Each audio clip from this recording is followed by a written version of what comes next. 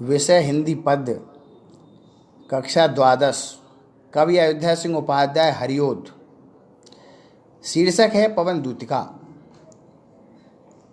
द्विवेदी युग के कवि अयोध्या सिंह उपाध्याय हरिओद ने खड़ी बोली का प्रथम महाकाव्य लिखा प्रिय प्रवास। उससे ये पंक्तियां ली गई हैं। जब श्री कृष्ण का मथुरा जाना हुआ है और वो पुनः लौट करके नहीं आए हैं, तो उनके वियोग में, उनकी परेशानी में राधा रानी एक दिन अपने महलों में अकेली बैठी हुई हैं। तभी पवन का आगमन होता है। तो पवन को संबोधित करते हुए वो क्या कहती हैं? राधा रानी ने पवन को श्री कृष्ण के पास दूतिका बना करके भेजा है, अपना दूत बना करके भेजा है।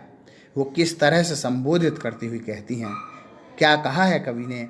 बैठी खिन्ना यक दिवस में गेह में थी अकेली, आके आंसू द्रग युगल में थे धरा को भिगोते, आई धीरे इस सदन में पुष्प सदगंध को ले, प्रात वाली सुपवन इसी काल बात है उनसे।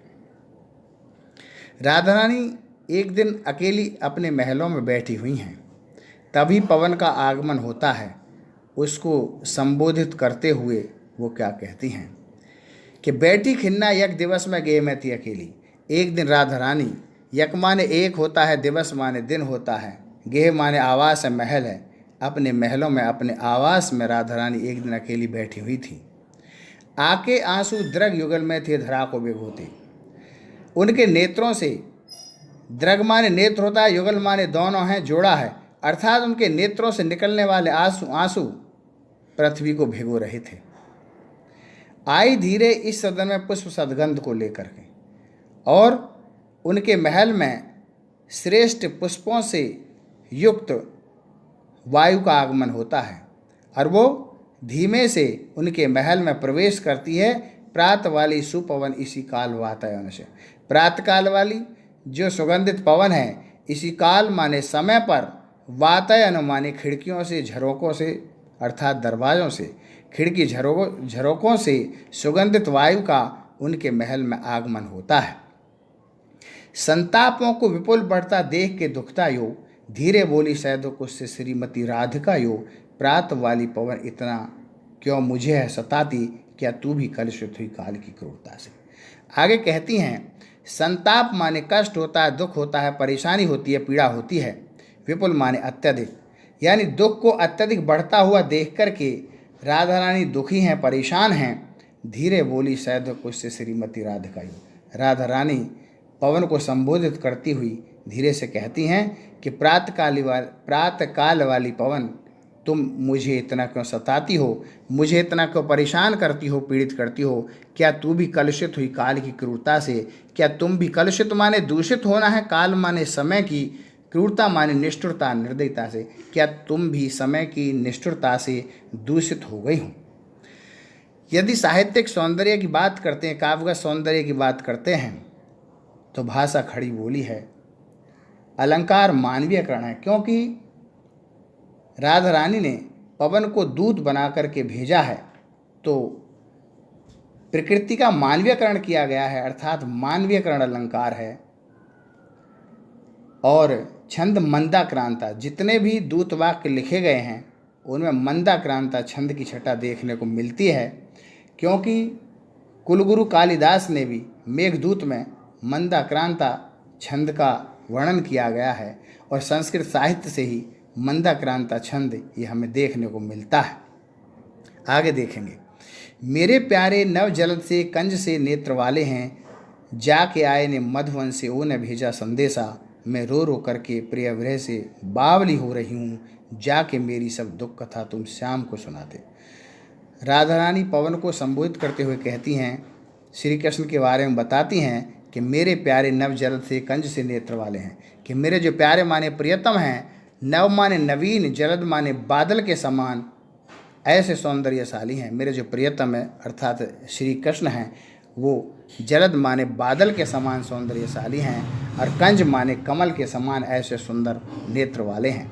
जाके आए ने मधुवन से ओ ने भेजा संदेशा। जब से मधुवन माने श्री कृष्ण मथुरा गए हैं, ना तो वो लौट करके आए हैं और ना ही उन्होंने कोई संदेश भेजा है, सूचना भेजी है। मैं रो रो करके प्रिय विरह से बावली हो रही हूँ, जाके मेरी सब दुख कथा श्याम को तो सुना दे। वो पवन से कहती हैं कि रो रो करके उनके विरह की भावना में, वियोग में पीड़ित होकर के, परेशान होकर के मैं पागल हो रही हूँ। मेरी सारी दुख से भरी हुई कथा मेरे बारे में श्याम माने श्री कृष्ण को तुम बता देना। ज्यों ही मेरा भवन तज तू अल्प आगे बढ़ेगी, सो वाली सुखद कितनी मंजू कुंजें मिलेंगी।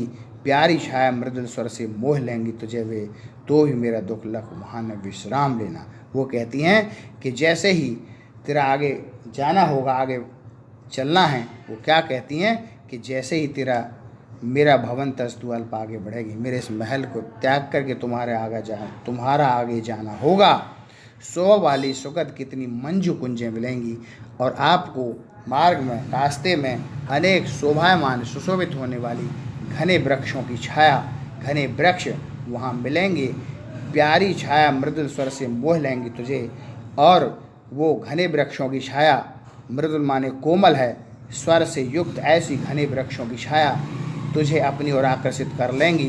तो ही मेरा दुख लख वहाँ न विश्राम लेना। तो तुम्हें क्या करना है कि मेरा जो दुख लख माने ध्यान करके वहाँ न जब विश्राम लेना, मेरा जो कष्ट है, परेशानी है, उसको ध्यान में रखना है और वहाँ विश्राम नहीं करना है। थोड़ा आगे सरस रवसा धाम सतपुष्प वाला है, अच्छे अच्छे बहुद्रम दत्तावान सौंदर्यशाली, प्यारा वृंदा विपिन मन को मुग्धकारी मिलेगा। जाना आना इस विपिन में मोहमाना न होना। आगे राधा रानी पवन को संबोधित करते हुए कहती हैं कि जब तुम आगे बढ़ोगी, तुम्हारा आगे बढ़ना होगा कि थोड़ा आगे सरस रव का धाम सतपुष्प वाला। तो आपको सरस माने मधुर है, रव माने ध्वनि से युक्त, धाम माने ऐसे महल, सतपुष्प वाला श्रेष्ठ पुष्पों से युक्त ऐसे मार्ग में वहाँ अनेक महल मिलेंगे, अच्छे अच्छे बहुद्रम लतावान सौंदर्यशाली और अच्छी अच्छी अनेक वृक्षों से युक्त ऐसे लतावान अर्थात सौंदर्य से युक्त ऐसे वृक्ष वहाँ देखने को मिलेंगे। प्यारा वृंदा विपिन मन को मुग्धकारी मिलेगा और मन को भाने वाला वृंदावन का सुंदर, विपिन माने वन होता है, मन को मुग्धकारी माने मोहित करने वाला ऐसा वन वहाँ पर आपको दिखाई देगा, मिलेगा। आना जाना इस विपिन में मोहमाना न होना, और आपका आना जाना अर्थात वहाँ घूमना है, विपिन माने उस सुंदर वन में, मोहमाना माने मोहित नहीं होना है, आकर्षित नहीं होना है और घूम करके आगे बढ़ते रहना है। काव्य का सौंदर्य, भाषा खड़ी बोली है और रस श्रृंगार है। यहाँ पर रस श्रृंगार है और श्रृंगार वियोग श्रृंगार रस है, गुण प्रसाद है, छंद मंदा क्रांता। आज के लिए इतना ही, धन्यवाद।